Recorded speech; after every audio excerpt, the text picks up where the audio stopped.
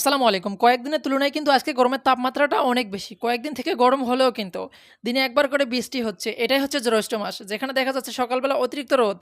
কৃষকেরা ধান কাটতে মাঠে যাচ্ছে। ধান কাটা শেষ না হতেই সেখানে বৃষ্টি শুরু হচ্ছে। বিশেষ করে এই জ্যৈষ্ঠ মাসের দিনে যতই রোদ গরম হোক সমস্যা নাই। রোদ গরমের তাপমাত্রা বৃদ্ধি পেলেও কিন্তু মানুষ ততটা চিন্তা করে না যতটা চিন্তা করে একটু বৃষ্টি হলে।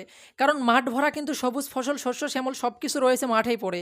আর এই মাঠ ভরা ফসল যখন বৃষ্টিতে ভিজে যায় তখন কিন্তু একজন কৃষকের মন অনেকটাই ভেঙে যায় বলতে পারেন। কয়েকদিনের তুলনায় আজকে তাপমাত্রাটা সকাল থেকে একটু বেশি, তাই ভাবতেছি শ্যাম্পু দিয়ে সুন্দরভাবে গরুগুলোকে গোসল করে দিব। কারণ এই জ্যৈষ্ঠ মাসের রোদের কতটা তাপমাত্রা এটা তারাই বুঝতে পারবে যারা এই জ্যৈষ্ঠ মাসের রোদে মাঠে কাজ করতে যায় অথবা গরুর হাটে গরু কিনতে যায়। বিশেষ করে দেখা যায় কুরবানির টাইমে গরুর বড় হাটগুলোতে কিন্তু গরমের কারণে গরু স্টক করে। গত ঈদেও আমরা দেখেছিলাম যে গাবতলী হাটে বিশাল সাইজের একটি গরু স্টক করে মারা গিয়েছিল। এই ঈদেও কিছুদিন আগে নিউজ দেখলাম গাবতলী হাটে আবারও একটি গরু স্টক করে মারা গিয়েছে এই শুধুমাত্র এই অতিরিক্ত গরমের কারণেই। আর এই অতিরিক্ত গরমে আপনার খামারের গরুগুলোকে সুস্থ সবল রাখতে অবশ্যই দিনে 2 বেলা গোসল করাবেন। সকালে ঘুম থেকে উঠে প্রথমে গরুগুলোকে একে গোসল করাবেন, তারপর গরুগুলোকে দানাদার খাবার খাইতে দিবেন।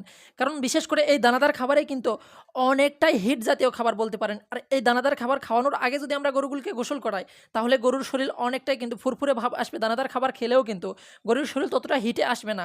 আর হিট আসতে আসতেও দুপুরের মধ্যে কিন্তু আমরা আবার গরুগুলোকে গোসল করাবো, তাহলে কিন্তু গরু অনেকটাই সুস্থ থাকবে। আর আপনারা কিন্তু ফ্রেশ পানির সঙ্গে অবশ্যই গরুগুলোকে খাবার স্যালাইন দেওয়ার চেষ্টা করবেন, দিনে একটি হলেও কিন্তু দুপুরবেলা খাবার স্যালাইন দেওয়ার অবশ্যই চেষ্টা করবেন। মাশাআল্লাহ, আমরা কিন্তু প্রতিনিয়ত দিনে 2 বার না পারলেও গরুগুলোকে একবার গোসল করানোর চেষ্টা করি। কারণ যেদিন কাজের চাপ বেশি থাকে সেদিন কিন্তু একবারই গোসল করে, আর যদি কাজের চাপ একটু কম থাকে তাহলে সেদিন কিন্তু আমরা চেষ্টা করি 2 বার গোসল করানোর। কারণ আমরা মানুষ, আমাদের শরীরে একটু তাপমাত্রা বেশি লাগলে আমরা মোটর চালু দিয়ে কিন্তু মোটরের ফ্রেশ ঠান্ডা পানি দিয়ে গোসল করানোর চেষ্টা করি শরীর ঠান্ডা রাখার জন্য। গরু যেহেতু অবলা প্রাণী বলতে পারে না, সেই গরুকেও কিন্তু আপনাকে সুস্থ রাখতে হবে, তাহলে আপনি একজন খামারি হয়। যদি গরুর মনের ভাষায় না বুঝতে পারেন তাহলে বলবো আপনি খামারি নয়। আলহামদুলিল্লাহ, অনেকে আমাদের কাছে জানতে চেয়েছিলেন আমাদের এই ছোট্ট খামারে কুরবানিতে বিক্রি করার মতো কোনো গরু আছে কিনা। আসলে আমাদের এখানে যে কয়টি গরু রয়েছে সেই কয়টি কিন্তু গাভীন গরু, আর একটি রয়েছে বাছুর ষাঁড় গরু, সেটি কিন্তু ছোট্ট বাছুর। কুরবানি দেওয়ার জন্য যে উপযুক্ত বয়স লাগে সেই বয়স এখনো আমাদের এই ষাঁড় বাছুরটির হয় না। আর অনেকে দেখা যায় প্রায় একটা প্রশ্ন করে আমরা কেন আগের মতো আর গরুর ভিডিও দেই না। আসলে আমরা গরুর পাশাপাশি ছোট্ট পরিসরে কিছু ফার্মি মুরগি এবং কিছু দেশি মুরগি, তার সঙ্গে কিছু ব্রয়লার মুরগি সবকিছু মিলে মিক্স একটা ছোট্ট খামার করতেছি। আর সেখানে কিন্তু ব্যস্ততা থাকার কারণে কিন্তু আমরা প্রতিনিয়ত গরুর ভিডিও দিতে পারছি না, সেই ভিডিওগুলো আমরা দিতেছি। এখানে আরও একটু ব্যস্ততা বেড়ে গেছে ছোট্ট একটা ম্যানুয়াল ইনকিউবেটরের জন্য। এটা যদি অটো ইনকিউবেটর নিতাম আমরা তাহলে কিন্তু সমস্যা হতো না।